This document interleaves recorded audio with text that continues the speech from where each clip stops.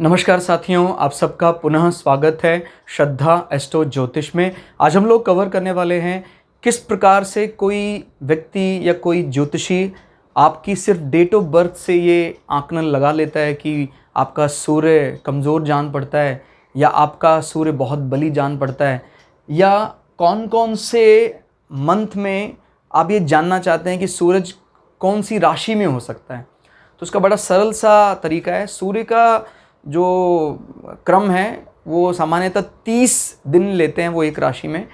तो कहते हैं अगर 15 जनवरी से कोई कुंडली आपने देखी है, 15-16 जनवरी के आसपास, तो सूर्य रहेंगे मकर राशि में। क्लियर हो गया, जिसको शिशिर ऋतु की शुरुआत मान लिया जाता है। तो हालांकि कभी इसमें कभी कभार परिवर्तन जान पड़ता है, संक्रांति जो होती है मकर संक्रांति, नहीं तो सामान्यतः वो 15 जनवरी को ही आती है।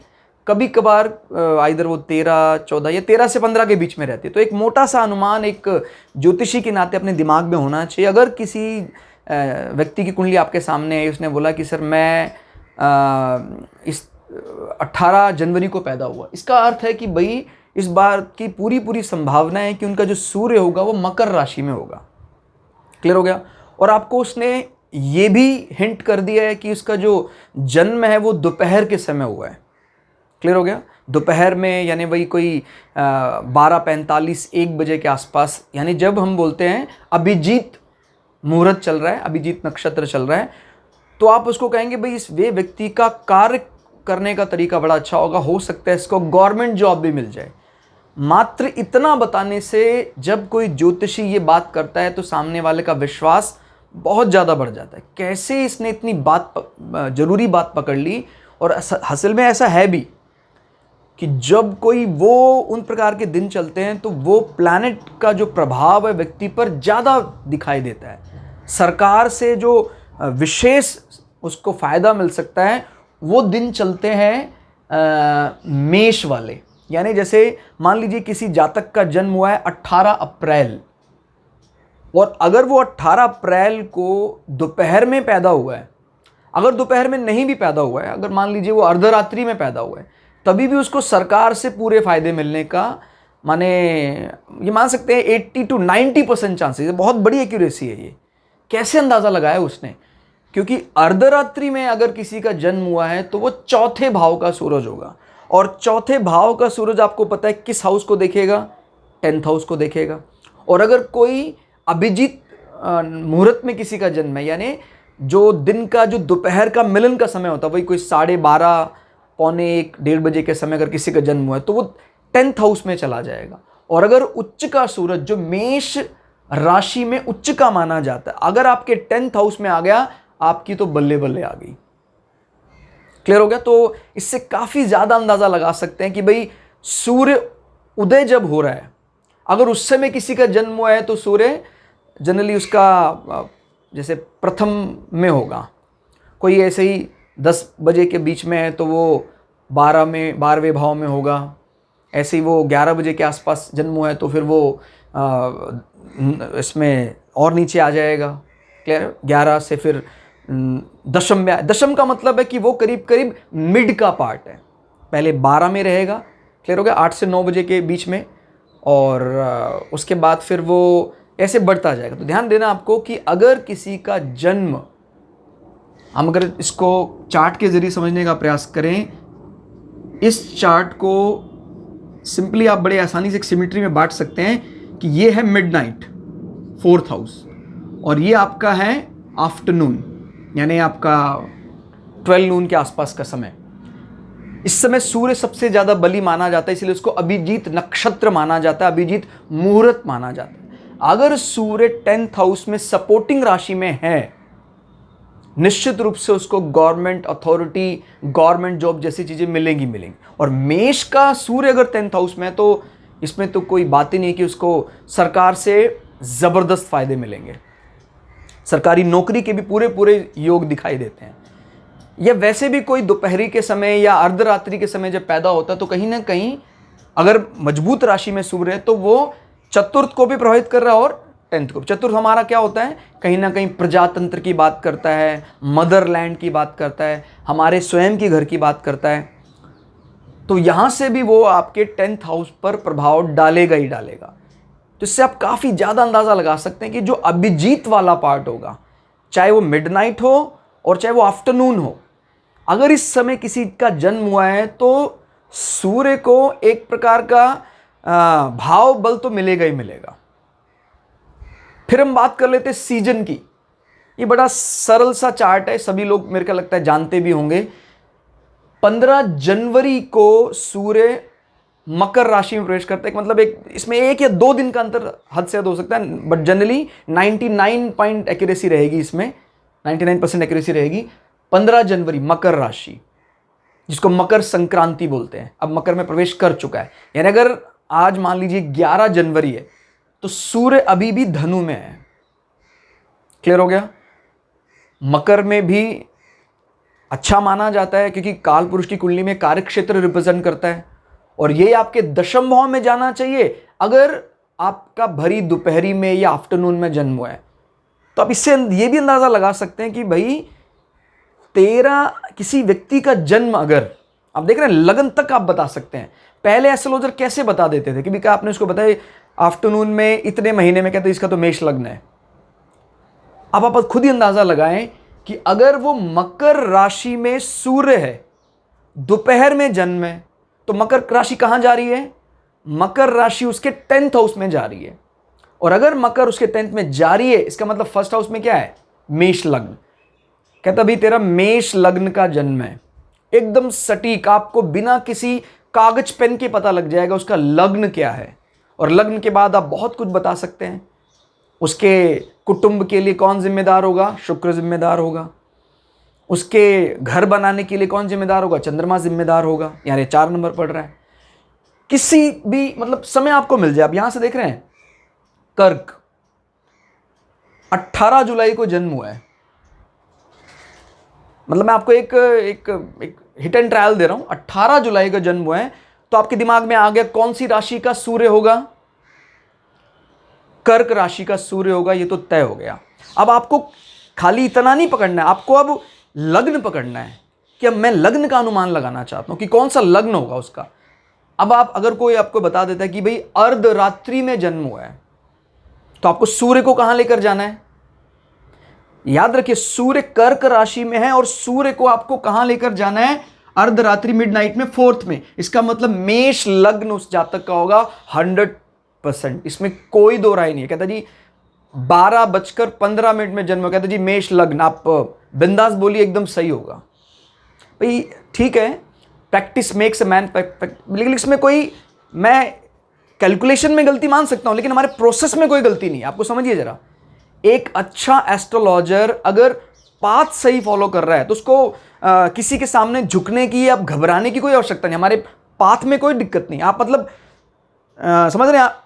कुछ हमारी गणना में गलती हो सकती है, लेकिन जो हमारा तरीका है उस तरीके में कोई फॉल्ट नहीं है। वो तरीका कोई बनावटी तरीका नहीं, एकदम एग्जैक्ट आप लगन पकड़ लेंगे। समझ रहे हैं आप? इसको इस प्रकार से डिवाइड करना है कि भाई ये सूर्यास्त के आसपास का समय आप ले लीजिए, ये सूर्योदय के आसपास का समय ले लीजिए, और बस इस हिसाब से थोड़ा थोड़ा मार्जिन आप जब 8-10 कुंडलियां देखेंगे ना टाइम के साथ, खुद ही आप समझ जाएंगे कि सूर्य उदय के समय अगर किसी का जन्म हुआ है तो पूरी पूरी पॉसिबिलिटी सन कहाँ है? फर्स्ट हाउस में। सूर्य अस्त के समय जन्म हुआ है, पूरी पूरी पॉसिबिलिटी सन कहाँ है? 7th हाउस में। और आपको यह पता है कि इस महीने में सूर्य यहां होता है, आपको लग्न पकड़ में आ गया बिना कॉपी पेन लिए। आप बहुत बड़े एस्ट्रोलॉजर की गणनाओं में माने जाएंगे। ये बहुत बड़ा, मतलब ठीक है शायद इसको कई लोग छोटा भी आंकते हो जिनको आता है, लेकिन वाकई ही हमारे चैनल में हमने जो विजन तय किया है, हम ये कोई 1 या 2 प्लैनेट बिठाने वाले नहीं है। हमारा विजन ये है कि बिना कलम उठाए आप दूसरे प्लैनेट भी अपने आप व्यवस्थित कर पाएं, क्योंकि सॉफ्टवेयर को बनाने वाले हार्ड मास के इंसान ही हैं हम में से कई लोग जो गणना दिमाग में करते हैं वो सॉफ्टवेयर डेवलप कर देते हैं। क्लियर हो गया? इसमें कोई अतिशोक्ति नहीं है कि कुंडली का निर्माण किसी व्यक्ति ने समय बताया, तारीख बताई, जगह बताया, कुंडली का निर्माण मस्तिष्क में हो चुका है और हम अपने चैनल में उस एक्यूरेसी को पाकर रहेंगे। ये पहला प्रयास है, बट फिर भी आई थिंक जो हम कन्वे करना चाह रहे हैं वो आपको समझ में आ रहा होगा। मिसाल के तौर पर कोई जातक कहता है कि मेरा जन्म 20 अक्टूबर को हुआ है, ये तो तय हो गया है कि उसका सूर्य नीच का है, तुला राशि का। तुला राशि का सूर्य नीच का माना जाता है। अभी हम हालांकि हम ये सब भी निकाल सकते हैं जो गोचर देखता है डेली का, क्योंकि वो कंपैरेटिव चीज जानता है कि कितने साल में शनि यहां तक पहुंचा है, वो सब जानने लग जाता है धीरे धीरे धीरे धीरे। बट अभी हम इतना ज़्यादा आपको मतलब उस पर जोर नहीं देना चाहेंगे कि आप यहां पकड़ आपकी ढीली हो जाए। तुला का सूर्य है, 20 अक्टूबर में जन्म हुआ है, और वो ये बोल रहा है कि मेरा जन्म वही कोई 7:30 बजे का आसपास का है, तो उसका तुला लग्न है, लग्न में सूर्य नीच का बैठा हुआ है। देख रहे हैं आप? और अगर आपने लग्न बता दिया तो आपने बहुत बड़ी आपने एक पकड़ ले ली, जो वाकई मतलब एक बहुत बड़ी बात रखता है आपके लिए कि ये एस्ट्रोलॉजर को कैसे पता लग गया कि ये तेरी मदर का नेचर कैसा होगा, तेरी वाइफ का नेचर। कहता है your wife is very aggressive, क्योंकि उसका जो सामने नंबर आएगा वो 1 नंबर आ जाएगा। तुला लग्न का जो पार्टनर होता है वो डोमिनेटिंग होता ही होता है। मंगल उसका लॉर्ड बन जाता है आपकी कुंडली में। अगर मंगल खराब हो जाता है तो फिर उसका प्रभाव दिखाई, यानी आपने कुछ भी कॉपी पेन नहीं लिया है और आपने इतनी बड़ी बड़ी उसकी मदर के बारे में आप बता देंगे। और सन यानी आप लियो से काफी कुछ बता सकते हैं। अगर तुला लग्न है इसका मतलब साफ हो गया कि उसके इनकम में दिक्कत रहेगी।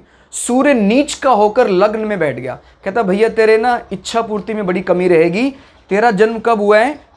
हमने और कुछ नहीं लिया उससे, हमने डेट ऑफ बर्थ और टाइम मांगा है सिर्फ। हमने कोई कंप्यूटर सॉफ्टवेयर में लॉगिन नहीं किया है, हमने कोई कॉपी पेन नहीं उठाया है। उसने बोला 20 अक्टूबर को जी मेरा जन्म हुआ है।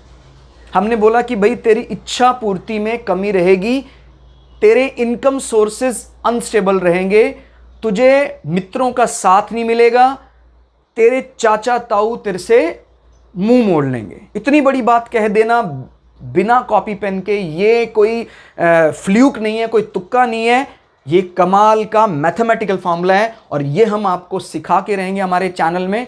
तो आपसे यही रिक्वेस्ट करना चाहते हैं कि आप हमारे चैनल में छोटी छोटी बातों को भी सीखें और आगे चलकर कुंडली बिना कलम से बनाना भी हम आपको सिखाएंगे। यही हमारा विजन है।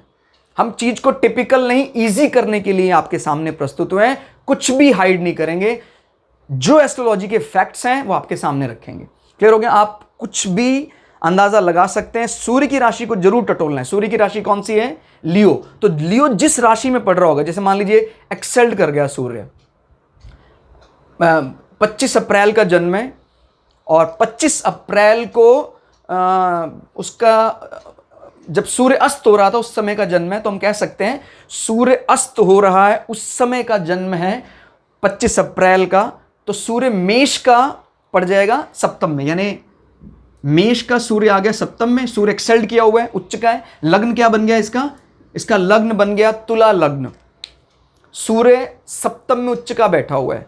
पार्टनर अब इसमें देखिए किस किस को आपने विवाह के बाद आपके इनकम सोर्सेज में बहुत ज्यादा उछाल आएगा। हालांकि पार्टनर थोड़ा डोमिनेटिंग जरूर होगा, रॉयल होगा, डिसिप्लिन्ड होगा, लेकिन सूर्य अगर यहां बली होकर बैठते हैं, कुछ रक्त विकार कर सकते हैं पार्टनर को। कोई मतलब इस प्रकार की समस्याएं, बॉडी में कुछ मिनरल की कमी, बॉडी मिनरल की कमी, इस प्रकार की चीजें दे सकते हैं, रक्त विकार देते हैं 7th हाउस में पार्टनर को। लेकिन उच्च का होकर बैठा है तो फिर ये शादी के बाद ये तो तय है कि आपके इनकम सोर्सेज में बढ़ोतरी होगी।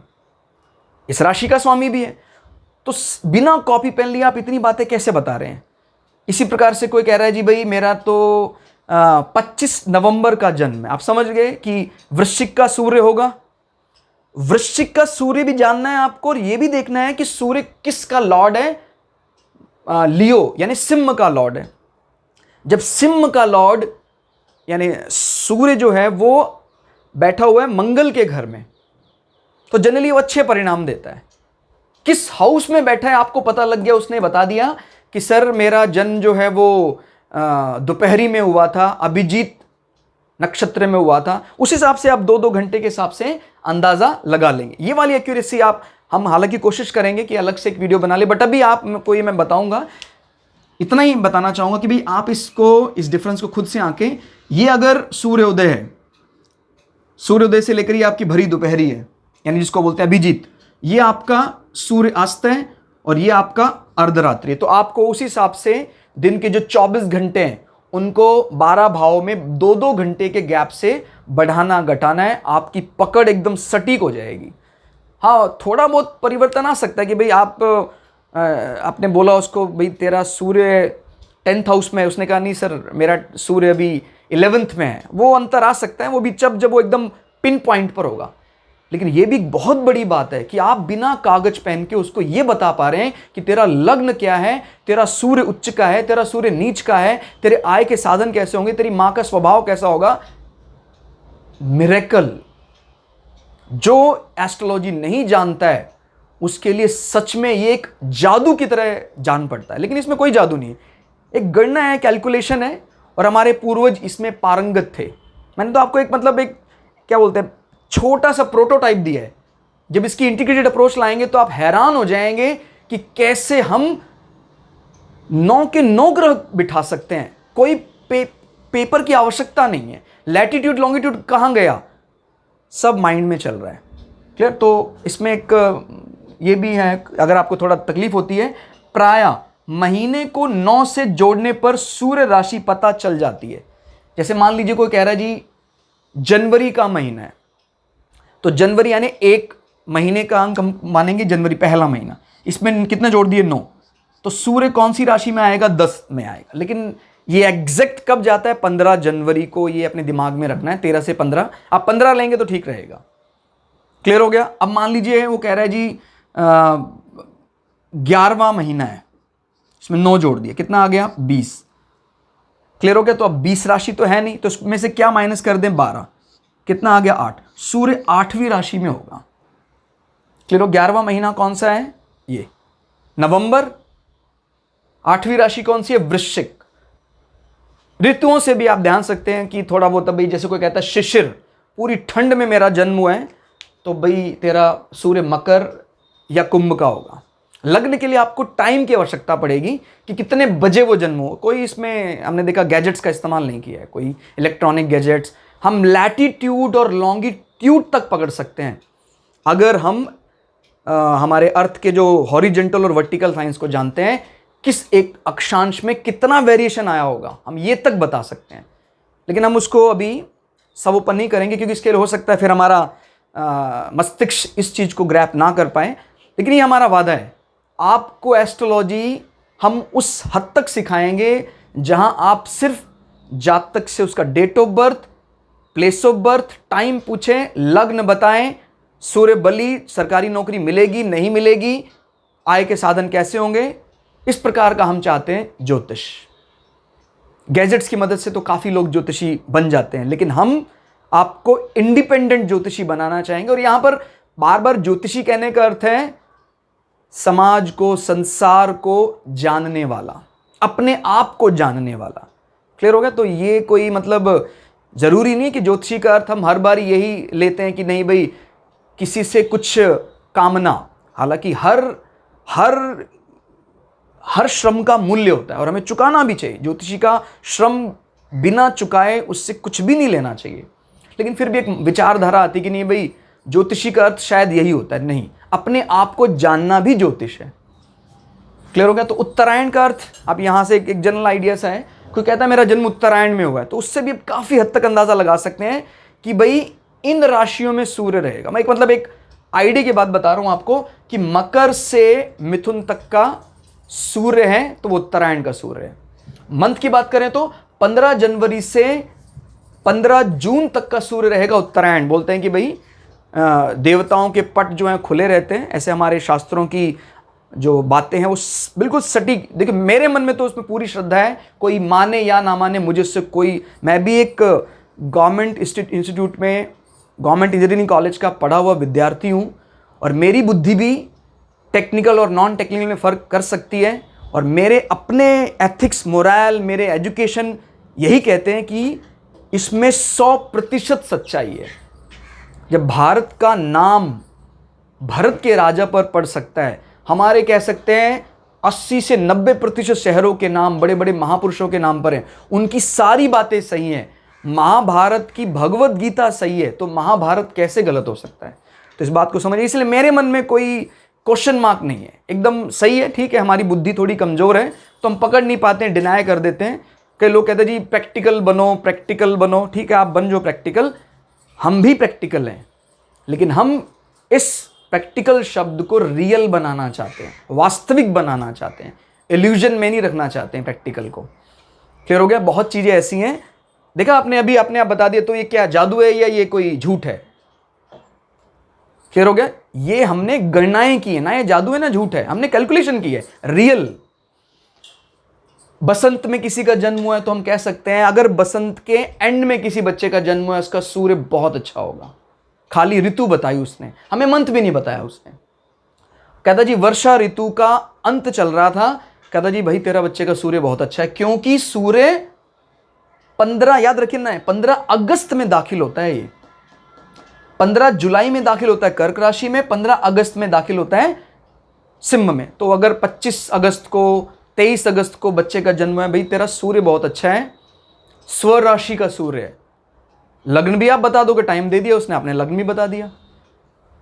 तो दोस्तों ये एक हमारा छोटा सा प्रयास लग्न को जानने का, सूर्य को जानने का, बिना कॉपी पेन उठाए। किसी भी जातक, कोई भी आपके सामने आया, उसने आपका टाइम बताया, महीना बताया, आपने लग्न बता दिया, और अगर थोड़ा सा कैलकुलेशन ठीक करें आप, इन 12 भाव को 2-2 घंटे में बांट लें आप, यकीन करें मेरा, आप 100% एक्यूरेसी आएगी लग्न में। और लग्न बता देना बहुत बड़ी बात है किसी व्यक्ति को, बिना कॉपी पेन के। आपको पता हो लग्न निकालने के लिए हम कितनी बड़ी बड़ी गणनाएं करते हैं, तब जाकर हम लग्न निकाल पाते हैं। और अगर आप सिर्फ उंगलियों से ऐसा कर सकते हैं तो मिरेकल हो जाएगा। तो दोस्तों आज के लिए इतना ही। ऋतु अनुसार सूर्य राशि और लग्न निर्धारित करना आई थिंक आप लोगों को आ गया होगा। कुछ भी डाउट है आप कमेंट सेक्शन में जाके कमेंट करें। सनत वाजपेयी पूरा प्रयास करेगा उन डाउट्स को दूर करने का। कोई भी इल्यूजन नहीं, कोई भी भ्रम नहीं, फैक्ट्स पर बात होगी हमारे चैनल पर, और आपको वो रियलिटी का टेस्ट हम करवा कर रहेंगे। आज के लिए इतना ही, मिलते हैं अगली क्लास में। तब तक के लिए जय श्री भगु पराशरा, जय श्री शुक्राचार्य, नमस्कार।